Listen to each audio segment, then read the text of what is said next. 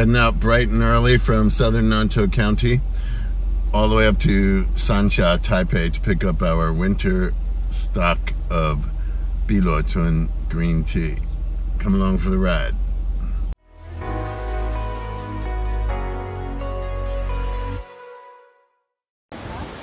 Beautiful day up here in Wulai.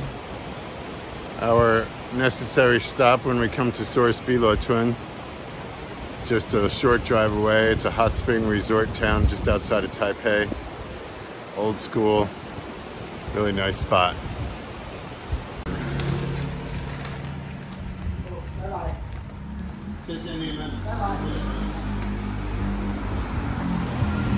Our winter stock of Bi Luo Chun green tea. Taking it back home to pack it up. Bi Luo Chun is a type of green tea made from a particular, fairly rare, in fact, I don't believe it's grown anywhere outside of Sansha in any significant amount. The strain is called Qingxin Ganzai, and it's well known, or its prominent attribute is that it's a very hardy strain of tea plant that will continue to sprout basically without end from February to December, and has a very short dormant period, and then it'll start sprouting again before other tea plants, other strains dare to come out for spring, so to speak. So that's how it found its niche in the green tea production, in the sense that green tea, most green teas are picked, the leaves are picked when they're very small, not even half mature. So you have maybe 2 leaves and a fuzzy little leaf bud sprout coming out, or 1 leaf and a leaf bud sprout. And that's why you might see some fuzziness on the white tips of the dried green leaves. If we have a look at the leaves now before we get into drinking, they're quite small. You can see that these leaves are just curled slightly and dried. So we're seeing almost the full length of the leaves, and there's a lot of white, and that white is showing the newest growth on the plant, the little leaf buds that haven't really turned green yet. And the brewed tea also, we'll take a leaf out just to show here. They're quite small. That's 2 leaves and a very small bud, just like I said. But you know, that's like way less than half the size of your high mountain oolong, for example.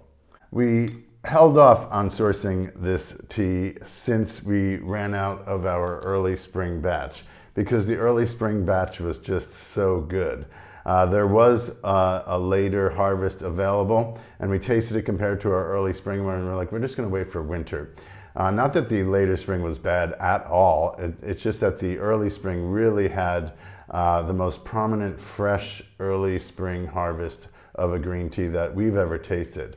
And I know that a lot of people were satisfied and gave us great feedback on that crop of tea.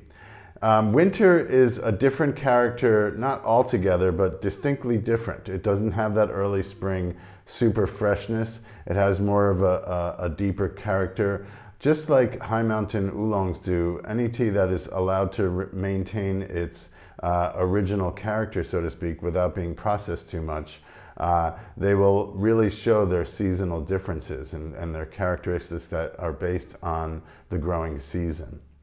What I smelled in brewing this was a fresh herbal vegetal aroma coming off the leaves. Reminded me of artichoke. Something a little bit spicy in there, like a spicy green mustard or something. Now it's cooled down quite a bit. Still a lot of vegetal aromatic notes coming off it. Something herbal as well, a fresh herb, garden fresh herb. I brewed a 1:20 ratio approximately. I put 10 grams of tea leaves in this 200 milliliter gaiwan, and used about 80°C water for 30 seconds to begin with, and then increased as I went up to the third and fourth brew. And the fifth brew, I allowed to brew for 2 minutes. So let's have a sip.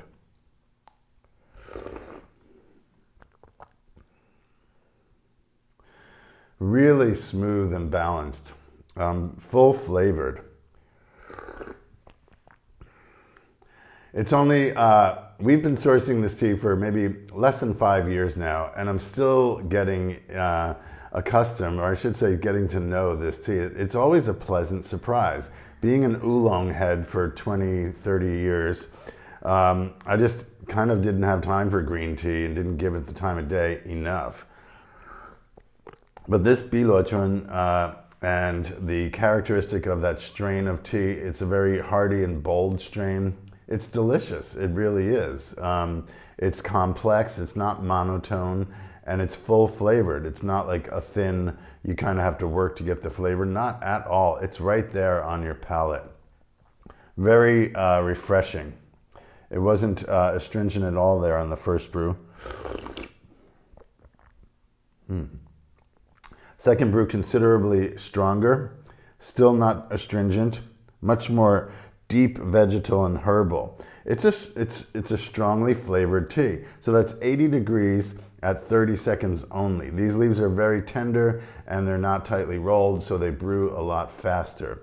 It's worth taking the temperature down a little bit. You get more flavor out of it actually than using boiling temperature.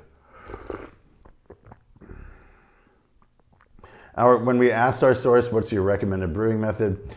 He said 70 degrees Celsius. I think he's just playing it safe. He wants people to not overbrew their tea and be like, oh, it's too bitter, it's too astringent. It's not. You really don't have to worry about it. It can handle it. And if you do really want to get those very high notes, delicate qualities, the more subtle qualities, then go ahead and brew less tea leaves and use a lower temperature water, 75 degrees. Well, you know, use your own intuition in that respect. It's all very adjustable. This is the first time I'm brewing this tea in this method. When I sourced it, they brewed it in a bowl, typical of a tea factory. Just throw the leaves in the bowl, fill it up with water, drink it as it brews. And I wasn't getting as much complexity as I am now, so I'm pleasantly surprised. It had a very strong winter character, just a full-bodied, substantial flavor, but not as much complexity. Right now, I think it's, oh, well, there you go. When he brewed it in the bowl, he just poured it straight out of the boiling kettle. Like he put the kettle on to boil, it was boiling, and he poured it right into the bowl. So it was exposed to high heat for a short interval there until that water cooled down in the bowl. And then in that bowl brewing method, it's kind of on purpose.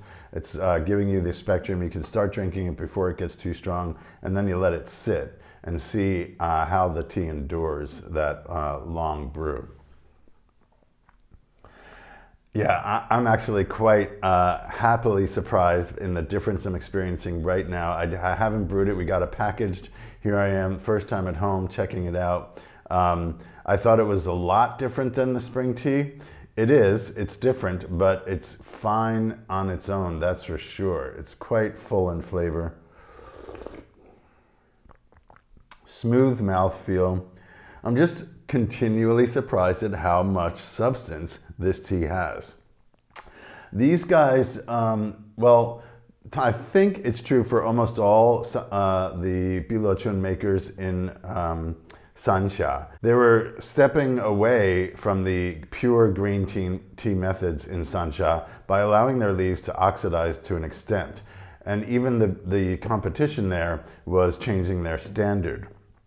Our source complained to the competition and said, you're making a tea that's much more like a Wenshan Baozhong cha than a Bi Luo Chun green tea. If you want to make Baozhong cha, go ahead, but this is a Bi Luo Chun competition. Let's keep our standards straight. Having said that, they also allow, basically they don't manipulate the leaves at all physically. They spread them out very thinly on bamboo trays, and allow them to sit overnight. They wilt overnight without being touched. So that's the difference between oolong and green tea. They call it wei diao, and it's basically just wilting. But that creates a chemical transformation in the compounds in the leaves, and basically it's somewhere along the lines of oxidation or the beginning stages of oxidation. The leaves themselves don't look oxidized. They're still quite green. There's no reddening. Reddening happens from bruising. So, and the tea itself is quite clear with a golden hue, golden green hue, very light, not really even gold, yellowish green. Okay, so this is the 5th brew that I let sit for 2 minutes. I'm going to see how it handled that long steep. Still kind of warm. It's fine. It is somewhat bitter, but it just doesn't do the tea, it doesn't help it out at all. It basically becomes concentrated and you lose the complexity of it. So it's worth going those short intervals. I think the ratio is probably a fairly good one. You can go lighter. You can go even less than 1 to 20 if you want to use 8 grams of tea leaves for a 200 milliliter pot. I think you'd get plenty of flavor. Like I said, I did 80-degree water for 30 seconds, maybe up to 45 seconds in the end. This is a combination of 1, 2, 3, and 4, the remainder of it.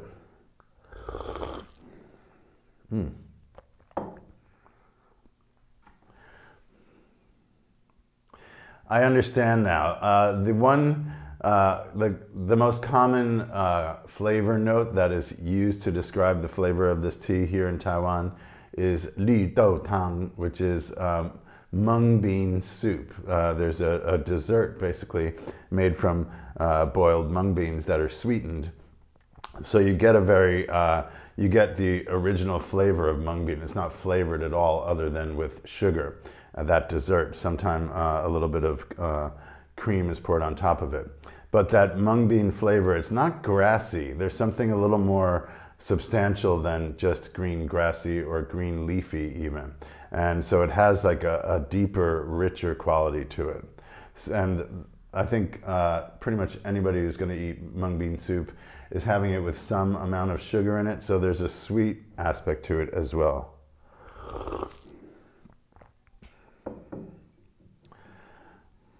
Okay, I'm sold. My steadfast oolong kind of partiality is really getting broken down here. This is nice stuff. If you're into green tea, I think you'll be well satisfied, if not super satisfied, with this batch of tea. I am, as I drink it right now. Check it out.